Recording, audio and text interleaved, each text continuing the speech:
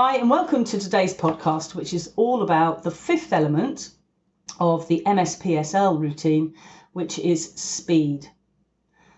Speed coming into junctions can cause many problems. So for you as a supervising driver, it's going to be really important that you get your learner down to the right speed with the right gear. So very often they will have a tendency to come in too fast. Gear changes are sometimes late. Or coming in the wrong gear, can be coasting round the corner, which of course leads to lack of control. That's not going to make your life easy as a supervisor, and it certainly doesn't make it easy for the learner. Because if you're coming in too fast, you're going to make bad decisions. It actually compromises your LADA routine, which is look, assess, decide and act. Let's split this down into three key areas. The first one being planning and anticipation. The second one being speed and gear, and then the third one being look and assessing what we see. So the first one, plan and anticipate. So for us as supervising drivers, we need to get really ahead of the learner. And normally in an MSPSL routine, we'd be looking at about 8 to 10 car lengths from the junction to start the process. However, you as a supervising driver now need to be looking well ahead, about 20 car lengths back, looking at the junction, let's say turning into a side road on the left, and you as an instructor or supervising driver need to start assessing that junction. You will be seeing things like parked cars and hazards that are around the junction, which will help you understand what sort of speed and gear will be appropriate coming in. So the planning and anticipation on your part is really critical.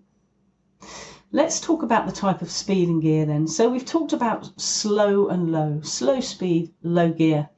Very often, turning into a side road on the left, we might use second gear, but in order to get into second gear, we need to get our learners to slow down, using the foot brake, squeezing that speed out, getting that gear change into second, and critically, getting the clutch up to bite before they make the turn so that they're not coasting around the corner. So that's our slow and low part of the process. Now it's time to look at the third element, which is looking well ahead and assessing, deciding and acting. Now if you've done everything right before that and your learner's been able to do what you're asking them to do, you should be coming into your junction nice and slowly, giving yourself space and time to have a look and decide and make good decisions. As you can imagine, coming in too fast, you compromise your decision making process completely. I'd like to give you a little example now of the type of instruction I'd be giving a learner coming into a roundabout. Generally, approaching in second gear is a good plan.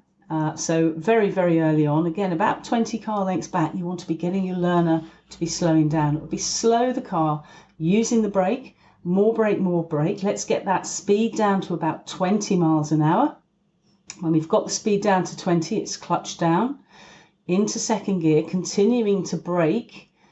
By the time we bring the clutch back up to bite, the speed should be down to about 15 miles an hour. Now we've got that speed under control.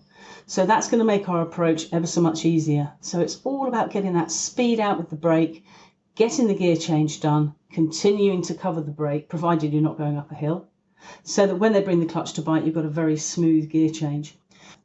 As a supervising driver, or even as a new instructor, gaining control is one of the key issues and elements that takes a long time to learn. But once you've got it and you can plan and anticipate ahead, then you will have the control of the speed. And then you will be able to get the gear, and then you can get the assessing and deciding done without making mistakes. So it's all about gaining that control. We do have a book that's available called Supervising a Learner Driver, and that's all about control again of the learner, the sort of language we use and the timing and planning and anticipation. I think that would be a useful read for you, and that is actually free on Kindle. I hope you found today's podcast useful. As always, if you want to contact me, feel free to do so.